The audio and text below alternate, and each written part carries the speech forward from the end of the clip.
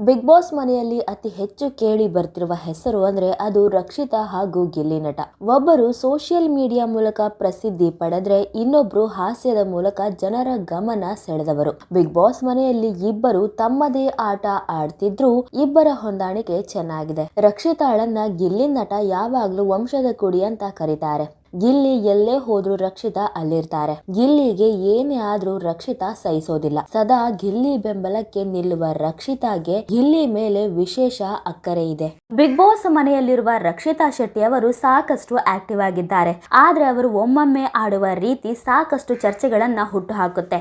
ಈಗ ರಕ್ಷಿತಾ ಶೆಟ್ಟಿ ಅವರು ತಮ್ಮ ಮನಸ್ಸಿನ ಭಾವನೆಯನ್ನ ಹೇಳಿಕೊಂಡಿದ್ದಾರೆ. ಅವರಿಗೆ ಗಿಲ್ಲಿ ರೀತಿಯ ಹುಡುಗ ಬೇಕಂತೆ. ಅಯ್ಯೋ, ಇದೇನಾಗೋಯ್ತು, ನಮ್ಮ ಟಗರು ಪುಟ್ಟಿಗೆ ಗಿಲ್ಲಿ ಮೇಲೆ ಲವ್ ಆಗೋಯ್ತಾ? ಕರಾವಳಿ ಬೆಡಗಿಯ ಮನಸ್ಸಲ್ಲಿರೋದು ಅಟ್ಲೀಸ್ಟ್ ಈಗಾದ್ರೂ ಹೊರಗೆ ಬಂತಲ್ಲ ಅಂತ ಇದರ ಬಗ್ಗೆ ನಾನಾ ರೀತಿಯ ಚರ್ಚೆಗಳು ಕೂಡ ಶುರುವಾಗಿವೆ. ಹೌದು, ಬಿಗ್ ಬಾಸ್ ಕನ್ನಡ ಸೀಸನ್ 12ರಲ್ಲಿ ಕಳೆದ ವಾರ ಸುದೀಪ್ ಅವರು ಬಂದಿರಲಿಲ್ಲ. ಹೀಗಾಗಿ ಅನೇಕ ಅತಿಥಿಗಳು ಬಿಗ್ ಬಾಸ್ ಮನೆ ಒಳಗೆ ಪ್ರವೇಶ ಮಾಡಿದ್ರು. ಇವರ ಪೈಕಿ ಗೌರಿ ಕಲ್ಯಾಣ ಧಾರಾವಾಹಿಯ ತಂಡ ಕೂಡ ಒಂದು. ಬಿಗ್ ಬಾಸ್ ಪೂರ್ಣಗೊಂಡ ಬಳಿಕ ಕಲರ್ಸ್ ಕನ್ನಡದಲ್ಲಿ ಈ ಧಾರಾವಾಹಿ ಪ್ರಸಾರ ಕಾಣಲಿದೆ. ಇನ್ನು ಈ ಧಾರಾವಾಹಿ ಬಗ್ಗೆ ತಂಡ ಮಾಹಿತಿ ನೀಡಿದೆ. ಇದೇ ವೇಳೆ ಗಿಲ್ಲಿಗೆ ಸ್ವಯಂವರ ಕೂಡ ಮಾಡಲಾಗಿದೆ. ಹೌದು, ಸ್ವಯಂವರದ ಬಳಿಕ ರಕ್ಷಿತಾ ಅವರ ಹುಡುಗ ಯಾವ ರೀತಿ ಇರಬೇಕು ಅಂತ ಚರ್ಚೆ ಬಂದಿದೆ. ಇದಕ್ಕೆ ರಕ್ಷಿತಾ ಅವರು ನನ್ನ ಹುಡುಗ ಗಿಲ್ಲಿಯ ರೀತಿಯೇ ಇರಬೇಕು ಅಂತ ನೇರವಾಗಿ ಹೇಳಿದ್ದಾರೆ.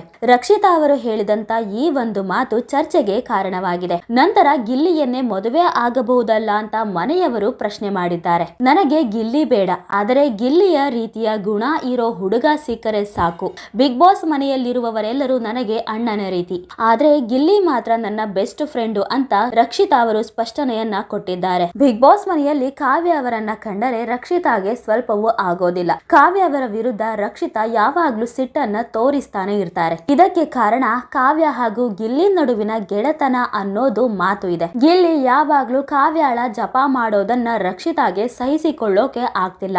ಆದ್ರೆ ಗಿಲ್ಲಿ ಬಗ್ಗೆ ರಕ್ಷಿತಾಗೆ ವಿಶೇಷ ಭಾವನೆ ಇದೆ ಎಂಬ ಮಾತುಗಳು ಚರ್ಚೆಯಲ್ಲಿ ಇವೆ. ಗಿಲ್ಲಿ ಹಾಗೂ ತಮ್ಮ ಸಂಬಂಧದ ಬಗ್ಗೆ ರಕ್ಷಿತಾ ಸ್ಪಷ್ಟನೆಯನ್ನ ನೀಡಿದ್ದಾರೆ. ಸೂರಜ್ ಅವರ ಅಕ್ಕ ಮನೆಗೆ ಬಂದಾಗ ಬಿಗ್ ಬಾಸ್ ಮನೆಯಲ್ಲಿರೋರೆಲ್ಲ ರಕ್ಷಿತಾ ಅಣ್ಣಂದಿರು ಅಲ್ವಾ ಅಂತ ಕೇಳ್ತಾರೆ. ಅದಕ್ಕೆ ರಕ್ಷಿತಾ ತಕ್ಷಣ ಉತ್ತರವನ್ನ ನೀಡಿದ್ದಾರೆ. ಗಿಲ್ಲಿ ಒಬ್ಬರನ್ನು ಬಿಟ್ಟು ಎಲ್ಲರೂ ನನಗೆ ಅಣ್ಣಂದಿರು ಅಂತ ಹೇಳಿದ್ದಾರೆ. ಹಾಗಿದ್ರೆ ಗಿಲ್ಲಿ ಏನು ಅಂತ ಕೇಳಿದಾಗ ಗಿಲ್ಲಿ ನನ್ನ ಫ್ರೆಂಡ್ ಅಂತ ರಕ್ಷಿತಾ ಶೆಟ್ಟಿ ಹೇಳಿದ್ದಾರೆ. ರಕ್ಷಿತಾ ಶೆಟ್ಟಿ ಅವರ ಈ ಮಾತನ್ನು ಕೇಳಿದ ಜನರು ರಕ್ಷಿತಾ ಗಿಲ್ಲಿಯನ್ನು ಪ್ರೀತಿ ಮಾಡ್ತಿರೋದು ಕನ್ಫರ್ಮ್ ಆಗಿದೆ ಎನ್ನುತ್ತಿದ್ದಾರೆ. ಈ ಹಿಂದೆ ರಕ್ಷಿತಾ ಗಿಲ್ಲಿ ಅಂದ್ರೆ ನನಗೆ ಇಷ್ಟ ಅಂತ ಹೇಳಿದ್ರು. ಅದಾದ್ಮೇಲೆ ಗಿಲ್ಲಿ ನೇರವಾಗಿ ರಕ್ಷಿತಾಗೆ ನೀನು ನನ್ನ ಲವ್ ಮಾಡ್ತಿದ್ಯಾ ಅಂತ ಕೇಳಿದ್ರು. ಗಿಲ್ಲಿ ಅವರ ಈ ಮಾತನ್ನ ಕೇಳಿ ರಕ್ಷಿತಾ ನಕ್ಕಿದ್ದು ಬಿಟ್ರೆ ಉತ್ತರವನ್ನ ನೀಡಿರಲಿಲ್ಲ. ಈಗ ಗಿಲ್ಲಿ ನನ್ನ ಅಣ್ಣ ಅಲ್ಲ ಅಂತ ಹೇಳಿದ್ದಾರೆ. ರಕ್ಷಿತಾ ಹಾಗೂ ಗಿಲ್ಲಿ ಸದಾ ಜಗಳ ಆಡ್ಕೊಂಡ್ರು ಪರಸ್ಪರ ಕೇರ್ ಮಾಡ್ತಾರೆ, ಸ್ಟ್ಯಾಂಡ್ ತೆಗೆದುಕೊಳ್ತಾರೆ. ಇದೆಲ್ಲವನ್ನು ನೋಡಿದ ವೀಕ್ಷಕರಿಗೆ ಆಗಾಗ ಈ ಬಗ್ಗೆ ಅನುಮಾನ ಬರ್ತಿರೋದಂತೂ ಕನ್ಫರ್ಮ್. ಇನ್ನು ಸೋಷಿಯಲ್ ಮೀಡಿಯಾದಲ್ಲಿ ಗಿಲ್ಲಿ ನನ್ನ ಫ್ರೆಂಡ್ ಎನ್ನುವ ರಕ್ಷಿತಾ ವಿಡಿಯೋ ವೈರಲ್ ಆಗಿದೆ. ಇದನ್ನು ನೋಡಿದ ಜನರು ರಕ್ಷಿತಾ ಅವರು ಗಿಲ್ಲಿ ನನ್ನ ಫ್ರೆಂಡ್ ಅಂತ ಹೇಳಿದ್ದಾರೆ, ಆದ್ರೆ ಪ್ರೇಮಿ ಅಂತ ಹೇಳಿಲ್ಲ ಅಂತ ರಕ್ಷಿತಾ ಅವರ ಮಾತನ್ನ ಸಮರ್ಥಿಸಿಕೊಂಡಿದ್ದಾರೆ. ಮತ್ತೆ ಕೆಲವರು ರಕ್ಷಿತಾ ಮುಗ್ಧೆ, ಅವರು ಮನಸ್ಸಿನಲ್ಲಿ ಏನು ಇಟ್ಕೊಳ್ಳೋದಿಲ್ಲ ಎನ್ನುವ ಅಭಿಪ್ರಾಯ ವ್ಯಕ್ತಪಡಿಸಿದ್ದಾರೆ. ಮತ್ತೊಂದಿಷ್ಟು ಮಂದಿ ಪಾಪ ರಕ್ಷಿತಾಗೆ ಗಿಲ್ಲಿ ಮೇಲೆ ಮನಸ್ಸಿದೆ, ಆದ್ರೆ ಗಿಲ್ಲಿ ಕಾವ್ಯ ಹಿಂದೆ ಹೋಗ್ತಿದ್ದಾರೆ ಎನ್ನುವ ಕಮೆಂಟ್ ಅನ್ನ ಮಾಡಿದ್ದಾರೆ. ಬಿಗ್ ಬಾಸ್ ಮನೆಗೆ ಬಂದಾಗ್ಲಿಂದು ಗಿಲ್ಲಿ ಯಾವಾಗ್ಲೂ ಕಾವು ಕಾವು ಅಂತ ಕಾವ್ಯ ಹಿಂದೆ ಬಿದ್ದಿದ್ದಾರೆ. ಕಾವ್ಯ ಎಷ್ಟೇ ಬೈದ್ರು ಗಿಲ್ಲಿ ಕಾವ್ಯರನ್ನ ಬಿಡೋದಿಲ್ಲ. ರಕ್ಷಿತಾಗೆ ಕಾವ್ಯ ಅಂದ್ರೆ ಇಷ್ಟ ಇಲ್ಲ. ನೇರವಾಗಿಯೇ ಕಾವ್ಯ ಎಲಿಮಿನೇಟ್ ಆಗಬೇಕು ಅಂತ ರಕ್ಷಿತಾ ಅನೇಕ ಬಾರಿ ಹೇಳಿದ್ದಾರೆ. ಕಾವ್ಯ ಮನೆಯಿಂದ ಹೊರ ಹೋಗ್ಬೇಕು, ನಾನು ಹಾಗೂ ಗಿಲ್ಲಿ ಫಿನಾಲೆಗೆ ಬರಬೇಕು ಅನ್ನೋದು ರಕ್ಷಿತಾ ಅವರ ಮಾತು. ರಕ್ಷಿತಾ ಈ ಮಾತಿನ ಹಿಂದೆ ಬರೀ ಸ್ನೇಹ ಇದೆಯಾ ಇಲ್ಲ ಪ್ರೀತಿ ಇದೆಯಾ ಅನ್ನೋದು ಗೊತ್ತಿಲ್ಲ.